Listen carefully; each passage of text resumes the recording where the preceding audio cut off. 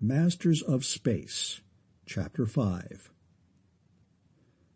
2 days passed, with no change apparent in Lauro. 3 days, then 4. And then it was Sandra, not Temple Bells, who called Hilton. She was excited. "Come down to the office, Jarv, quick. The funniest thing's just come up." Jarvis hurried. In the office, Sandra, keenly interested but highly puzzled, leaned forward over her desk with both hands pressed flat on its top. She was staring at an Oman female who was not Sora, the one who had been her shadow for so long. While many of the humans could not tell the Omans apart, Hilton could. This Oman was more assured than Sora had ever been, steadier, more mature, better poised, almost, if such a thing could be possible in an Oman, independent. "How did she get in here?"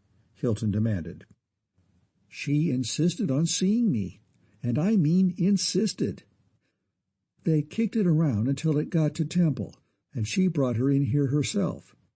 Now, Thule, please start all over again and tell it to Director Hilton." "Director Hilton, I am it who was once named Tula, the, not wife, not girlfriend, perhaps mind-mate, of the Larry, formerly named Lauro, it which was formerly your slave Oman.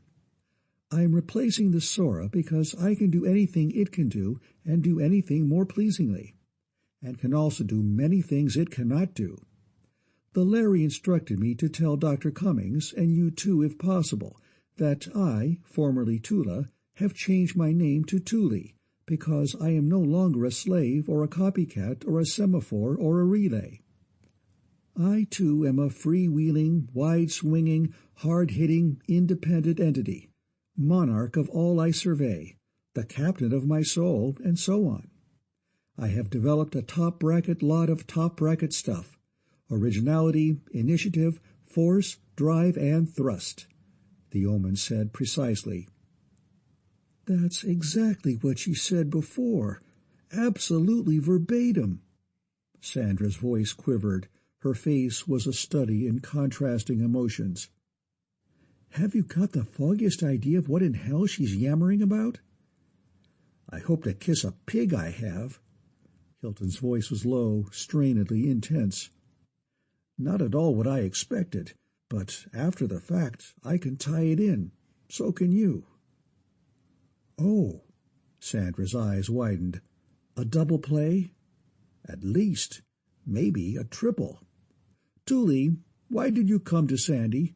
Why not to Temple Bells?" "Oh, no, sir, we do not have the fit. She has the power, as have I, but the two cannot be meshed in sync. Also, she has not a subtle something for which your English has no word or phrasing. It is a quality of the utmost. Anyway, it is a quality of which Dr. Cummings has very much. When working together we will scan? No. Perceive? No. Sense? No, not exactly. You will have to learn our word peyondire. That is the verb, the noun being peyondix, and come to know its meaning by doing it. The Larry also instructed me to explain, if you ask, how I got this way. Do you ask?" "I'll say we ask," and "how we ask," both came at once. "I am, that is, the brain in this body is, the oldest Oman now existing. In the long-ago time, when it was made, the techniques were so crude and imperfect that sometimes a brain was constructed that was not exactly like the guide. All such substandard brains except this one were detected and reworked, but my defects were such as not to appear until I was a couple of thousand years old, and by that time well, this brain did not wish to be destroyed, if you can understand such an aberration." "We understand thoroughly. You bet we understand that." "I was sure you would. Well, this brain had so many unintended cross-connections that I developed a couple of qualities no Oman had ever had or ought to have, but I liked them, so I hid them so nobody ever found out. That is, until much later, when I became a boss myself. I didn't know that anybody except me had ever had such qualities, except the masters, of course, until I encountered you Terrans. You all have two of those qualities, and even more than I have, curiosity and imagination." Sandra and Hilton stared wordlessly at each other, and Tula, now Tuli, went on. "Having the curiosity, I kept on experimenting with my brain, trying to strengthen and organize its abilities to peyondire. All omens can peyondire a little, but I can do it much better than anyone else, especially since I also have the imagination, which I have also worked to increase. Thus I knew, long before anyone else could, that you new masters, the descendants of the old masters, were returning to us. Thus I knew that the status quo should be abandoned instantly upon your return. And thus it was that the Larry found neither conscious nor subconscious resistance when he had developed enough initiative and so on to break the ages-old conditioning of this brain against change." "I see. Wonderful!" Hilton exclaimed. "But you couldn't quite, even with his own help, break Larry's?" "That is right. Its mind is tremendously strong, of no curiosity or imagination, and of very little peyondix." "But he wants to have it broken?" "Yes, sir." "How did he suggest going about it? Or how do you?" "This way. You two, and the doctors Kincaid and Bells and Blake, and the it that is I. We six sit and stare into the mind of Larry, eye to eye. We generate and assemble a tremendous charge of thought energy, and along my own peyondix beam, something like a carrier wave in this case, we hurl it into the Larry's mind. There is an immense mental bang, and the conditioning goes poof. Then I will inculcate into its mind the curiosity and the imagination and the peyondix, and we will really be mind mates." "That sounds good to me. Let's get at it." "Wait a minute," Sandra snapped. "Aren't you or Larry afraid to take such an awful chance as that?" "Afraid? I grasp the concept only dimly, from your minds. And no chance. It is certainty." "But suppose we burn the poor guy's brain out, destroy it. That's new ground. We might do just that." "Oh, no. 6 of us, even 6 of me, could not generate enough sathura. The brain of the Larry is very, very tough. Shall we... let's go?" Hilton made 3 calls. In the pause that followed, Sandra said, very thoughtfully, "Peyondix and sathura jar for a start. We've got a lot to learn here." "You said it, chum. And you're not just chomping your china choppers either."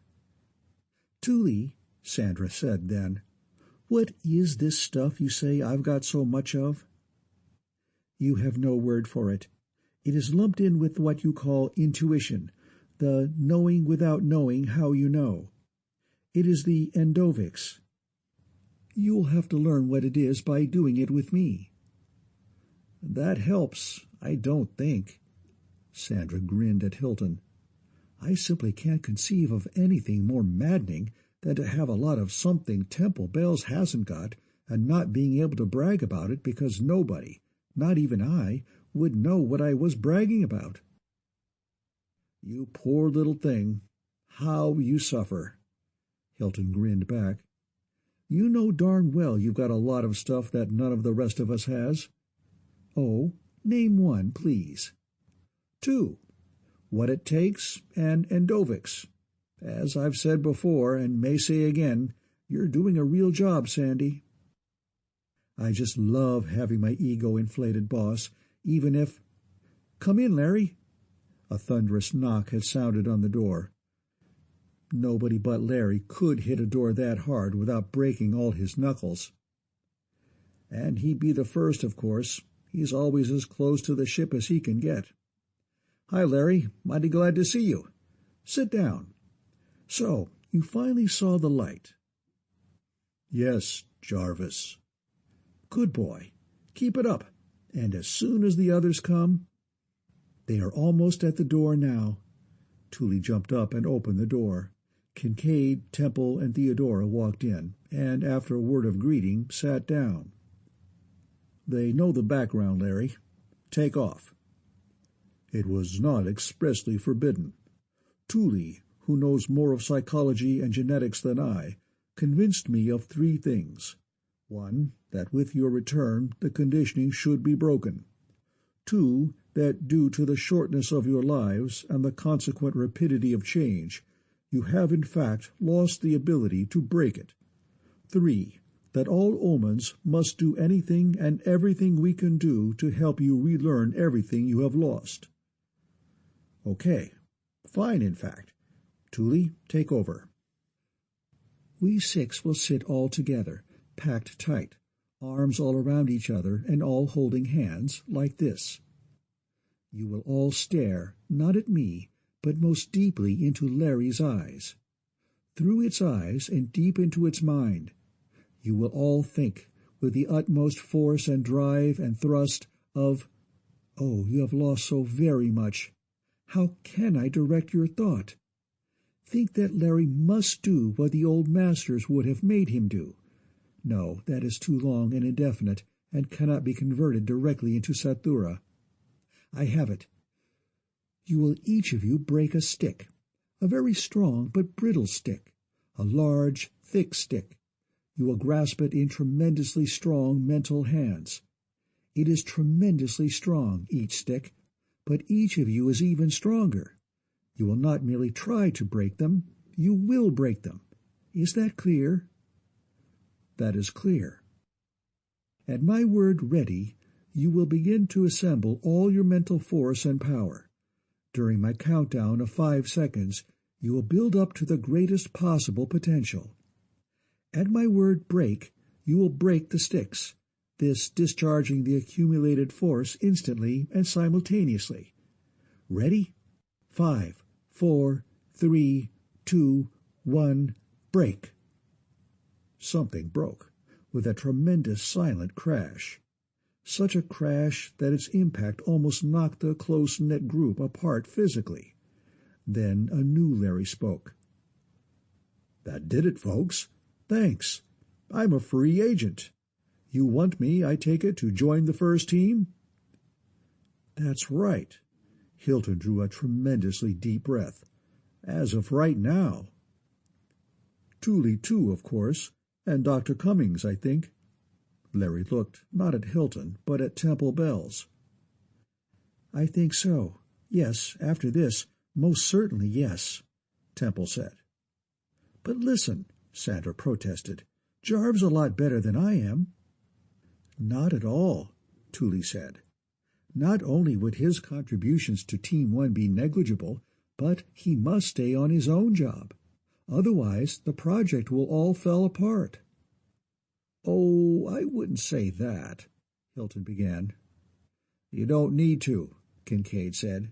"It's being said for you, and it's true. Besides, when in Rome, you know." "That's right. It's their game, not ours, so I'll buy it. So scat, all of you, and do your stuff." And again, for days that lengthened slowly into weeks, the work went on. One evening, the scientific staff was giving itself a concert, a tri-D hi-fi rendition of Rigoletto, one of the greatest of the ancient operas, sung by the finest voices Tara had ever known. The men wore tuxedos. The girls, instead of wearing the nondescript, non-provocative garments prescribed by the board for their general wear, were all dressed to kill. Sandra had so arranged matters that she and Hilton were sitting in chairs side by side, with Sandra on his right and the aisle on his left. Nevertheless, Temple Bell sat at his left, cross-legged on a cushion on the floor, somewhat to the detriment of her gold lame evening gown. Not that she cared.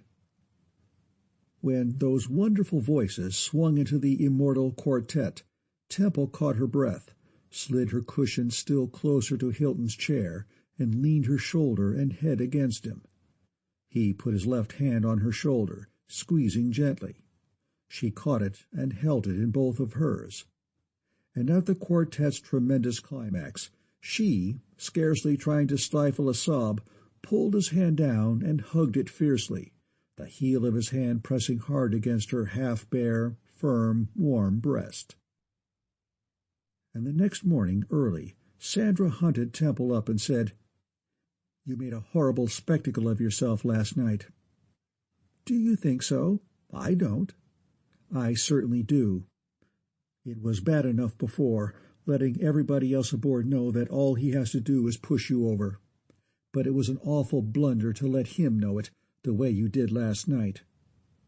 "You think so? He's one of the keenest, most intelligent men who ever lived. He has known that from the very first." "Oh." This "oh" was a very caustic one. "That's the way you're going to try to land him, by getting yourself pregnant?" Temple stretched, lazily, luxuriously. "Not only it isn't, but it wouldn't work. He's unusually decent and extremely idealistic, the same as I am. So just one intimacy would blow everything higher than up. He knows it, I know it. We each know that the other knows it. So I'll still be a virgin when we're married." "Married? Does he know anything about that?" "I suppose so. He must have thought of it.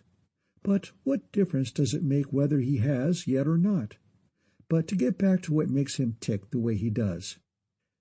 In his geometry, which is far from being simple Euclid, my dear, a geodesic right line is not only the shortest distance between any two given points, but is the only possible course.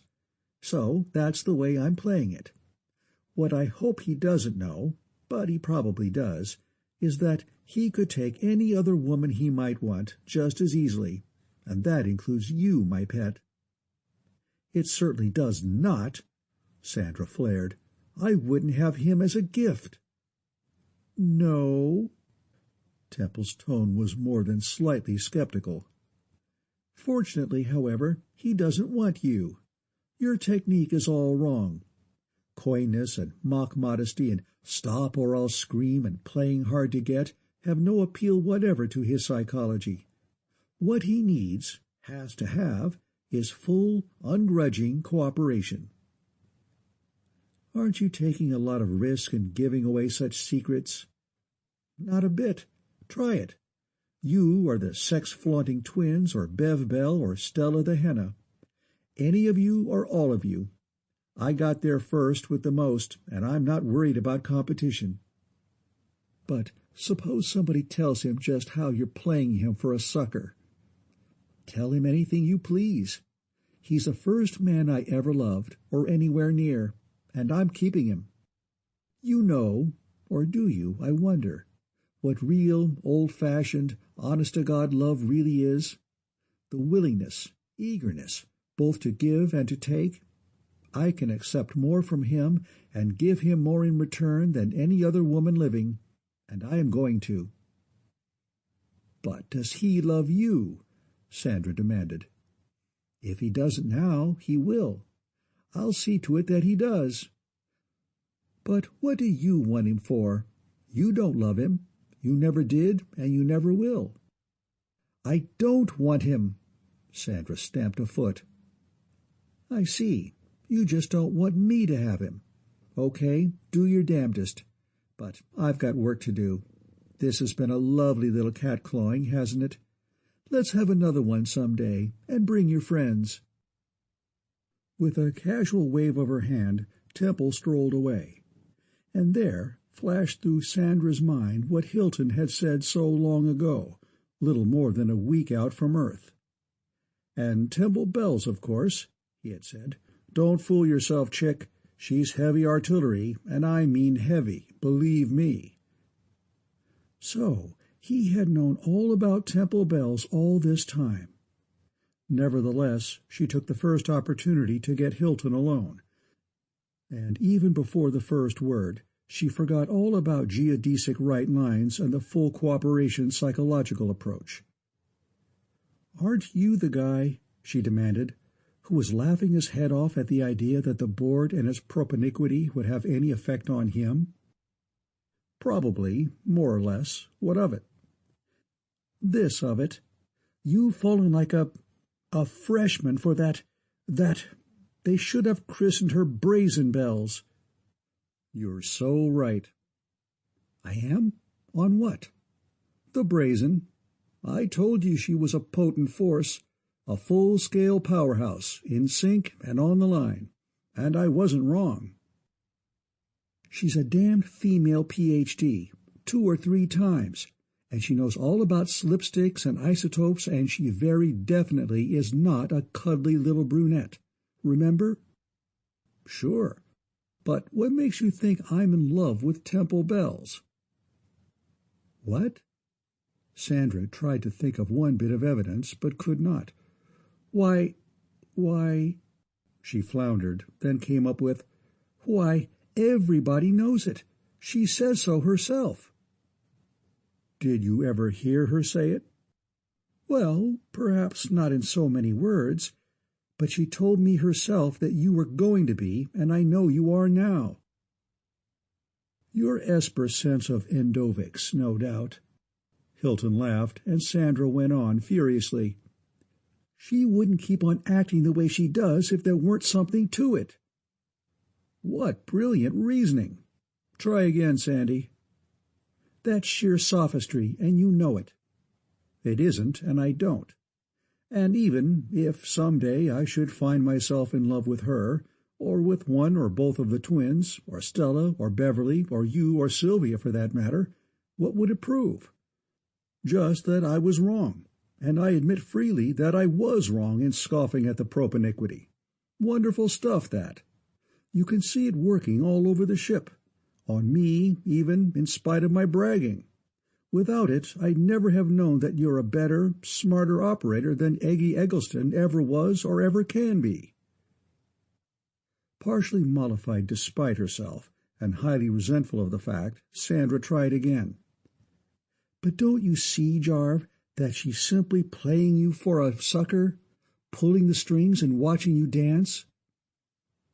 Since he was sure in his own mind that she was speaking the exact truth, it took everything he had to keep from showing any sign of how much that truth had hurt. However, he made the grade. If that thought does anything for you, Sandy, he said steadily, keep right on thinking it. Thank God the field of thought is still free and open. Oh, you... Sandra gave up.